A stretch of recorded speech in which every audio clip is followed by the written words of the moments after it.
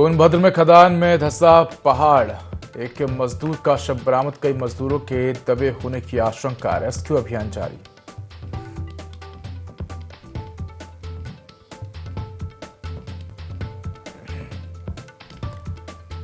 हमीरपुर में तेज रफ्तार के कहर डंपर ने बाइक को मारी टक्कर, 2 लोगों की मौत। मुस्करा थाना क्षेत्र के दामूपुरवा गांव में हुआ हादसा।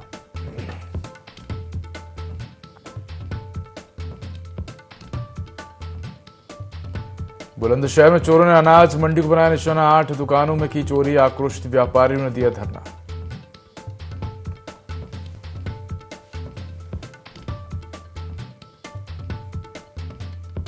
श्री कृष्ण जन्मभूमि संघर्ष न्यास ने मुंबई में किया वैश्विक महानारायण यज्ञ, 16 देशों के प्रतिनिधि हुए शामिल। दिनेश फलाहारी महाराज ने कहा, मथुरा में जल्द बनेगा भव्य कृष्ण मंदिर।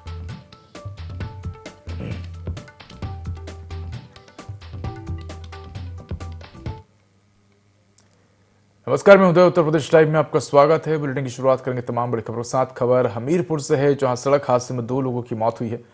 तेज रफ्तार डंपर ने बाइक सवार भाभी देवर को टक्कर मारी है। डंपर की टक्कर से दोनों की दर्दनाक मौत हुई है। तो बाइक से दोनों घर जा रहे थे तभी हादसा हुआ है। मुस्करा थाना क्षेत्र के दामूपुरवा गांव का मामला है। तो ये खबर आपको बता रहे हैं हमीरपुर से, जहां सड़क हादसे में 2 लोगों की मौत हुई है।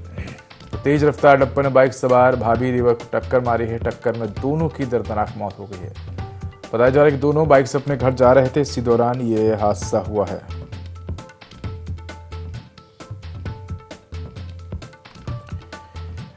तो खबर आपको बता रहे हैं हमीरपुर से, जहां हमीरपुर में सड़क हादसे में 2 लोगों की मौत हो गई है। तेज रफ्तार डंपर ने बाइक सवार भाभी और देवर को टक्कर मारी है।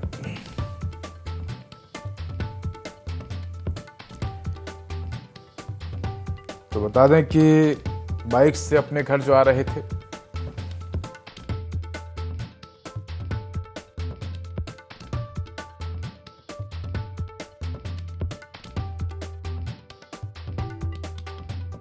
तो डंपर की टक्कर से दोनों की दर्दनाक मौत हो गई। बाइक से दोनों अपने घर जो आ रहे थे तभी हादसा हो गया। मुस्करा थाना क्षेत्र के दामूपुरवा गांव का मामला है। तो ये खबर आपको हमीरपुर से बता रहे हैं, जहां सड़क हादसे में 2 लोगों की मौत हो गई है। तेज रफ्तार डंपर ने बाइक सवार भाभी देवर को टक्कर मारी है। डंपर की टक्कर से दोनों की मौके पर दर्दनाक मौत हो गई। बाइक से दोनों अपने घर जो आ रहे थे तभी यह हादसा हो गया। मुस्करा थाना क्षेत्र के दामूपुरवा गांव का मामला है। तो सड़क हादसे में 2 लोगों की मौत हो गई है। और बता दें कि तेज रफ्तार डंपर ने बाइक सवारों को टक्कर मारी। हादसे में भाभी और देवर की मौत हुई है। तो बाइक से अपने घर जो आ रहे थे, इसी दौरान यह हादसा हो गया। एक बड़ी खबर आपको बता रहे हैं हमीरपुर से, जहां हमीरपुर में सड़क हादसा हुआ है। तेज रफ्तार डंपर ने बाइक सवारों को टक्कर मारी है। हादसे में भाभी देवर की मौत हो गई है।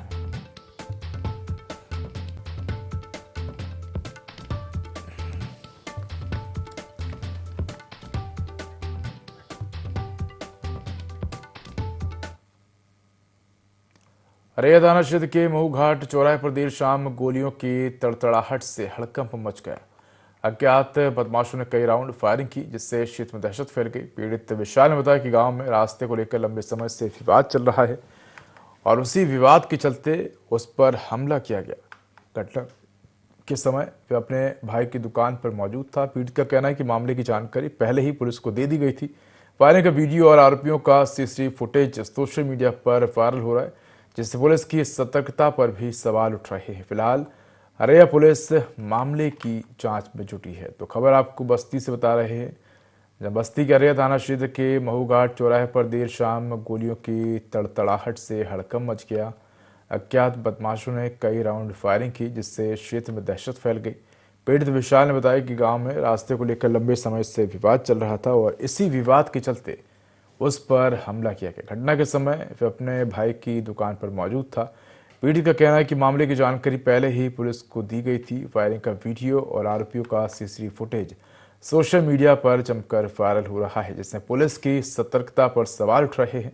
फिलहाल अररिया थाना पुलिस मामले की जांच में जुटी है।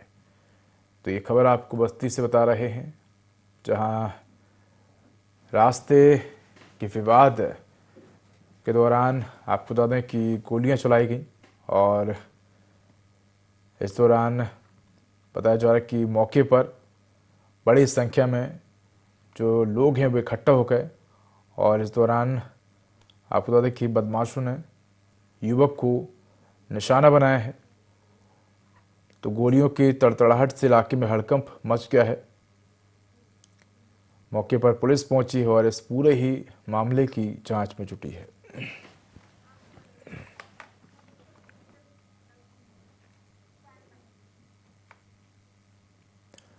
लखीमपुर खीरी के सिंगाही कस्बे में गुजरात एटीएस की विशेष टीम में पहुंची और आतंकी गतिविधियों में गिरफ्तार सोहेल के घर करीब 1 घंटे तक छानबीन की। सोहेल को गुजरात में 2 अन्य संदिग्धों के साथ पकड़ा गया था, जिसके बाद एटीएस उसकी पृष्ठभूमि और नेटवर्क की गहराई से जांच कर रही है। तलाशी के दौरान टीम को एक काले रंग का कपड़ा मिला जिस पर कलमा लिखा था, जिसे जांच के लिए ले जाया गया है। टीम ने सोहेल के परिवार के सदस्यों से उसके व्यवहार, संपर्कों और हाल ही की गतिविधियों से संबंधित कई प्रश्न पूछे। एटीएस की कार्रवाई पूरे क्षेत्र में चर्चा का विषय बनी हुई है और जांच आगे भी जारी रहेगी। तो खबर आपको लखीमपुर खीरी से बता रहे हैं, जहां लखीमपुर खीरी के सिंगाही कस्बे में गुजरात एटीएस की विशेष टीम पहुंची और आतंकी गतिविधियों में गिरफ्तार सोहेल के घर करीब 1 घंटे तक छानबीन की।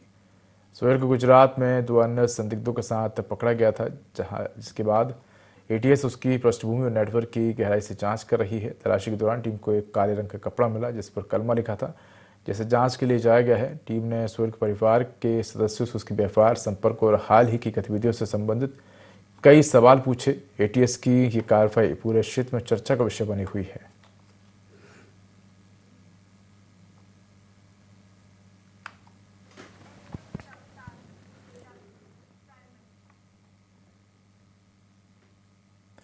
कोतवाली देहात क्षेत्र के पमास नहर के पास अज्ञात वाहन ने पैदल जा रहे होमगार्ड राम सेवक को रौंद दिया, जिससे उसकी मौके पर ही मौत हो गई। राम सेवक, जो थाना बागवाला क्षेत्र के गांव रामपुर के निवासी थे, ड्यूटी पर कोतवाली नगर जा रहे थे। पुलिस ने शव को कब्जे में लेकर पोस्टमार्टम के लिए भेज दिया। मामले की जांच शुरू कर दी है।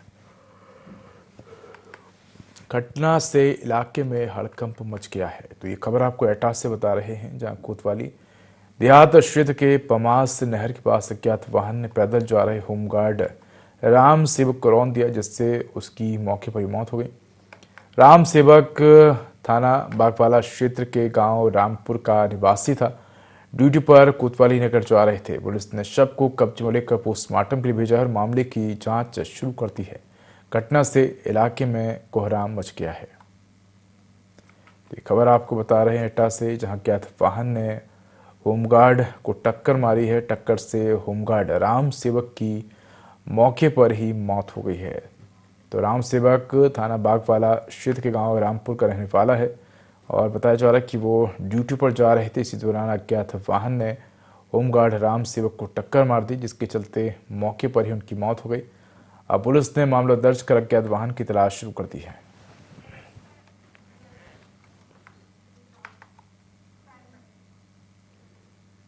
बड़ी खबर बिजनौर से है, जहां वन विभाग की टीम ने मादा बाघ का रेस्क्यू किया है। अमानगढ़ रेंज के आसपास गांव में बाघ दिखाई दे रहा था। पिछले काफी समय से बाघ दिखे जाने से ग्रामीणों में दहशत थी। डीएफओ के मुताबिक मृत पशुओं के चलते रेंज से बाहर आई थी मादा बाघ और डीएफओ के मुताबिक ग्रामीणों ने गांव के बाहर मृत पशु फेंक दिए थे। तो डीएफओ की अपील है कि गांव के आसपास मृत पशुओं के अवशेष ना फेंकें। तो बड़ी खबर आपको बिजनौर से बता रहे हैं, जहां वन विभाग की टीम ने मादा बाघ का रेस्क्यू किया है। अमानगढ़ रेंज के आसपास गांव में मादा बाघ दिखाई दे रही थी। बताया जा रहा है कि ग्रामीणों ने रेंज के आसपास मृत पशुओं के अवशेष फेंक दिए थे, जिसके बाद उन अवशेषों को देखकर जो मादा बाघ है वो रेंज से बाहर आ गई थी, जिसके बाद लगातार क्षेत्र में घूम रही थी। तो वन विभाग की टीम ने मादा बाघ का रेस्क्यू किया है और सुरक्षित आपको बता दें कि उसको ले जाया गया है, जिसके बाद ग्रामीणों ने राहत की सांस ली है। तो अमानगढ़ रेंज के आसपास गांव में बीते कई दिनों से मादा बाघ नजर आ रही थी और इसके बाद मादा बाघ का सुरक्षित रेस्क्यू किया है।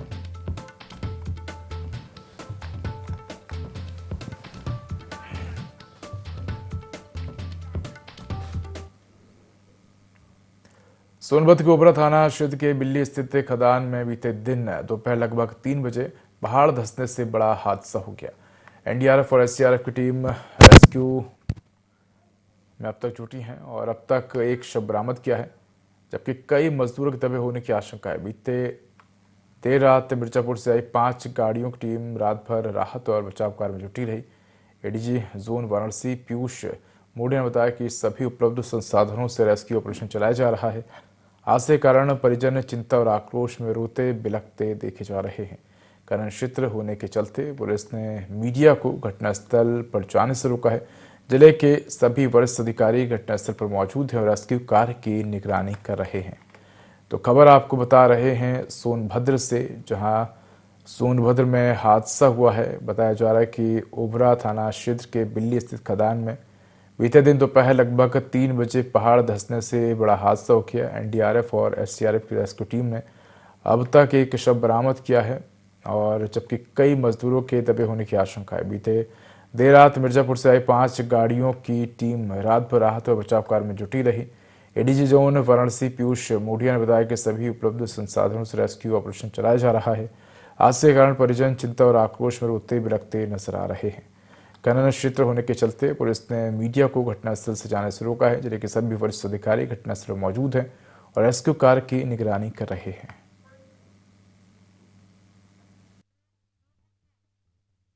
भद्र में ओबरा स्थित इस माइन में कुछ पत्थर और मलबा गिरने से मजदूरों के दबे होने की आशंका है। इसमें तुरंत यहाँ पुलिस और सीआईएसएफ, एनडीआरएफ, एसडीआरएफ की टीमें आ गई थी। कल रात्रि से लगातार जो है उस मलबे को हटाने का काम चल रहा है और बिना रुके चल रहा है। एक व्यक्ति का शव को बरामद किया गया।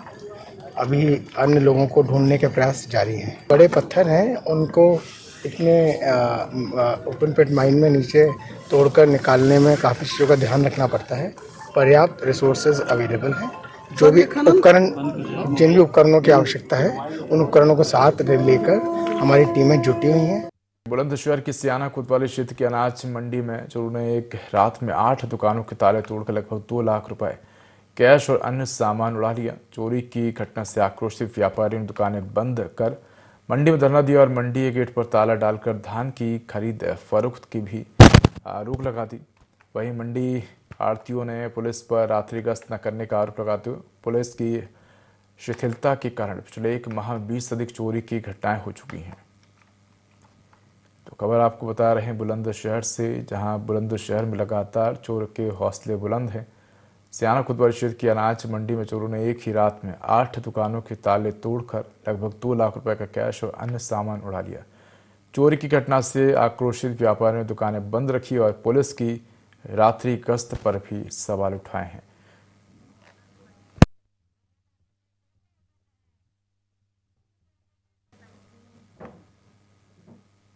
मुंबई में श्री कृष्ण जन्मभूमि संघर्ष न्यास द्वारा आयोजित वैश्विक महानारायण यज्ञ में 16 देशों के प्रतिनिधियों ने भाग लिया। मुख्य याचिकाकर्ता दिनेश फुलारी महाराज ने बताया कि मथुरा में भी अयोध्या की तरह श्री कृष्ण भगवान का भव्य मंदिर जल्द बनेगा। उन्होंने कहा कि मुंबई की धरती वीरों की धरती है। यहाँ सनातनी हिंदुओं ने भी कृष्ण जन्मभूमि मंदिर मुक्ति के लिए महानारायण यज्ञ का आयोजन किया, जिसमें हजारों श्रद्धालुओं ने भाग लिया। महाराज ने भरोसा जताया है कि प्राचीन साक्ष्यों के आधार पर न्यायालय जल्द न्याय करेगा और मथुरा में अवैध अतिक्रमण हटेगा।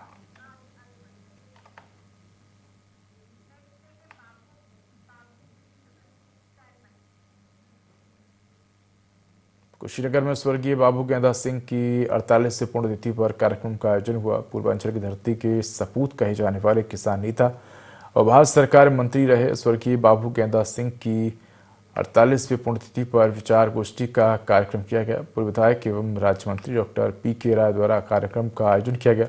मुख्य अतिथि के रूप में कुशीनगर के पूर्व एमएलसी राम अवध यादव मौजूद रहे। इस कार्यक्रम में क्षेत्र के हजारों लोगों ने भाग लिया। उक्त अवसर पर डॉक्टर पी.के. राय समेत अनेक वक्ताओं ने अपने अपने विचार साझा किए।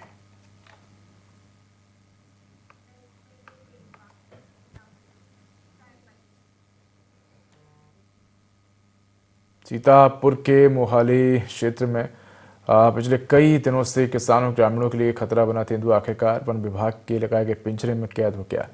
मुसब्बरपुर गांव में लगाए गए इस पिंजरे में तेंदुआ बकरी का शिकार करते समय फंस गया। दरअसल तेंदुए ने एक दिन पहले हिरण का शिकार किया था, जिससे तेंदुए की दहशत इतनी थी कि ग्रामीण खेतों में अकेले जाने से डर रहे थे।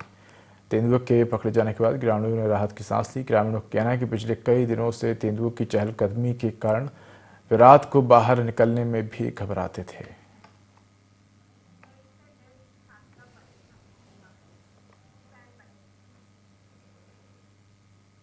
खबर महुआ से है, जहां शराबी की अभद्रता से परेशान छात्राओं के सब्र का टूटा बांध।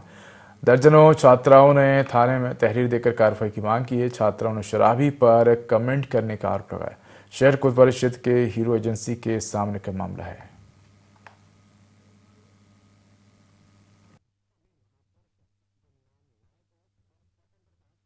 चलता है वहाँ एक दारू खुद रहता है, उसकी गुमटी भी रखी है वहाँ पे। हम यही चाहते हैं कि वहाँ से हट जाए। तो डेली क्लब चलता है वहाँ पे, रोज सब शब्द बोलते हैं, तो डेली नहीं सुन सकते। बस एक ही प्रार्थना है कि वहाँ से वो हटा दिया जाए। बाईपास रोड में अन्नपूर्णा गार्डन के बगल में हम लोग क्लब चलाते हैं, तो एसआई की तैयारी लड़कियां कर रही हैं। वहाँ पे एक कंदी चौरसिया नाम का चाय की टपरी की दुकान है उसकी, वो दारू पी के रोज गाली गलौज करता है लड़कियों को, बहुत बदतमीजी से बर्ताव करता है। कई बार मना भी करा किया लड़कियों ने, लोगों ने 2-4 बार आए, लोगों ने मना किया उसको रोका, लेकिन वो मानते ही नहीं है। आके बस थोड़ी देर बाद शांत हो जाएगा, थोड़ी देर बाद फिर वही शुरू हो जाएगा वापस से। आज पुलिस ने बुलाई थी लेकिन कोई फायदा ही नहीं हुआ, इसलिए हम लोग यहाँ उसकी चाय की टपरी वहाँ से हटा दिया जाए, उसको वहाँ पे वो गाली गलौज ना करे, उसके लिए कुछ एक्शन लिया।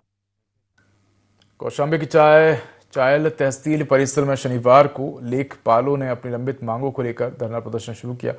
लेखपालों ने ग्रेड पे 2800 की स्वीकृति, पदोन्नति में वृद्धि, एसीपी विसंगति के निस्तारण सहित कई प्रमुख मांगे उठाई। लेखपालों का कहना है कि फील्ड वर्क का बढ़ता बोझ, विवाद निस्तारण और तकनीकी कार्यों की जिम्मेदारियां लगातार बढ़ रही हैं, लेकिन सुविधाएं और पदोन्नति संरचना अनुपात में नहीं पड़ी, जिससे कर्मचारियों में असंतोष है। उन्होंने स्पष्ट चेतावनी दी कि यदि सरकार शीघ्र सकारात्मक कदम नहीं उठाती है तो आंदोलन को और व्यापक किया जाएगा।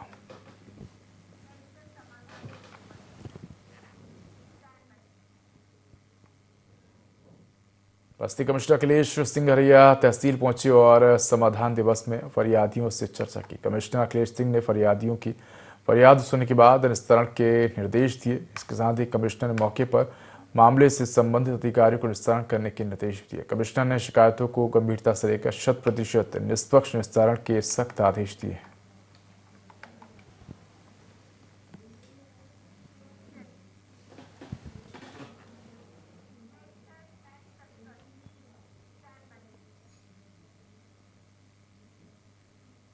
खबर लखीमपुर खीरी से, जब पुलिस को बड़ी सफलता मिली, ब्राउन शुगर तस्कर को गिरफ्तार किया है।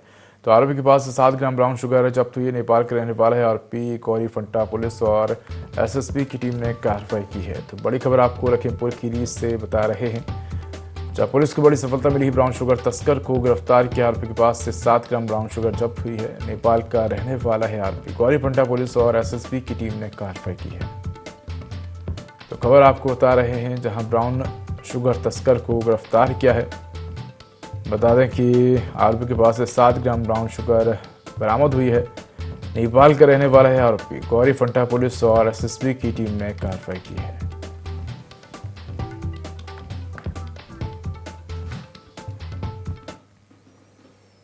राज्यसभा सांसद दिनेश शर्मा ने विपक्ष पर तीखा हमला बोला। बिहार चुनाव परिणामों को ऐतिहासिक बताते हुए कहा कि जनता ने भ्रम फैलाने वालों को करारा जवाब दिया। राहुल गांधी पर निशाना साधते हुए उन्होंने कहा कि वे अच्छे इंसान जरूर हैं, लेकिन राजनीति के लिए आवश्यक गुण उनमें नजर नहीं आते। अब उनकी राजनीति केवल पारिवारिक दायरे तक सीमित होती दिख रही है। उन्होंने विपक्ष पर तंज कसते हुए कहा कि मतदान और नतीजे दोनों आ चुके हैं, पर विपक्ष को अब भी यथार्थ समझ नहीं आया। कभी पीडीए की बात करते हैं तो कभी चुनाव आयोग पर सवाल उठाते हैं। शर्मा ने दावा किया है कि एनडीए ने बिहार में दोहरा शतक लगाया, जबकि राहुल गांधी हार के शतक के करीब पहुंच चुके हैं। उन्होंने कहा कि बिहार की जीत अब बंगाल और तमिलनाडु की ओर लहर बनकर बढ़ रही है।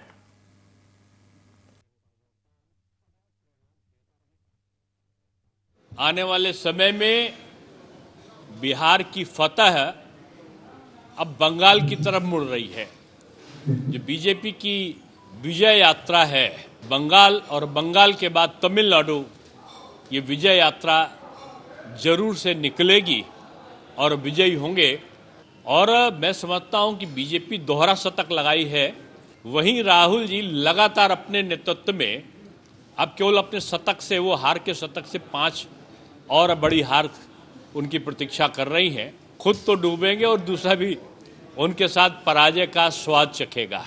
राहुल जी अच्छे व्यक्ति हैं, अच्छा बोलते हैं, लेकिन राजनीति के लायक मैं समझता हूं कि अभी उनमें वो जो राजनीतिक गुण होने चाहिए तो उसका अभाव है।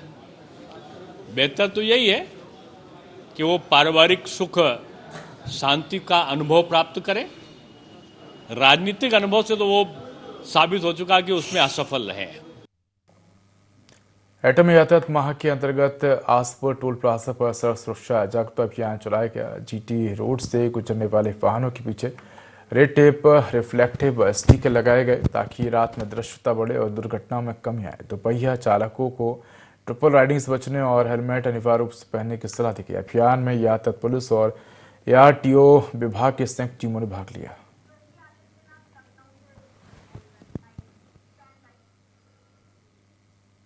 चलिए सीधा रुख करते हैं लखनऊ से मुख्यमंत्री योगी आदित्यनाथ का। शहीद वीरांगना उदा देवी पासी के शहादत दिवस पर मूर्ति अनावरण कार्यक्रम में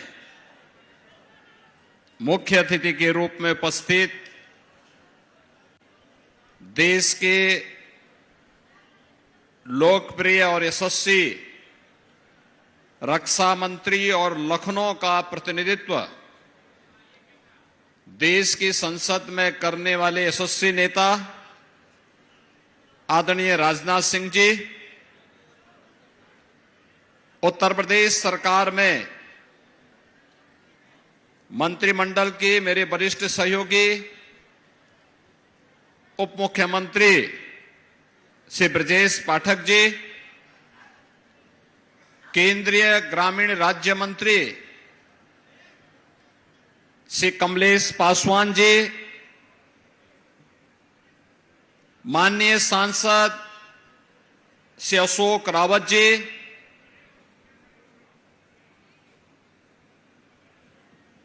पूर्व केंद्रीय मंत्री श्री कौशल किशोर जी, इस क्षेत्र के लोकप्रिय विधायक श्री राजेश्वर सिंह जी, कार्यक्रम के आयोजक युवा नेता श्री नीरज सिंह जी, विधान परिषद सदस्य श्री रामचंद्र प्रधान जी, विधान परिषद सदस्य श्री मुकेश शर्मा जी, हमारे सभी मंच पर उपस्थित सम्मानित जनप्रतिनिधिगण, पासी स्वाभिमान मंच से जुड़े हुए सभी पदाधिकारीगण और भारी संख्या में भारत माता के अमर सपूतों के प्रति नमन करने के लिए उपस्थित सभी मेरे बहन और भाइयों, मैं सबसे पहले देश के प्रथम स्वातंत्र समर की अमर सेनानी शहीद वीरांगना उदा देवी पासी की स्मृतियों को नमन करते हुए आज उनके शहादत दिवस पर प्रदेश सरकार और प्रदेशवासियों की ओर से उन्हें विनम्र श्रद्धांजलि अर्पित करते हुए आज के समारोह के मुख्य अतिथि केंद्रीय रक्षा मंत्री आदरणीय राजनाथ सिंह जी का हृदय से स्वागत करता हूं, अभिनंदन करता हूं और आप सबका भी मैं हृदय से अभिनंदन करता हूं। बहनों और भाइयों, भारत की स्वाधीनता को प्राप्त करने के लिए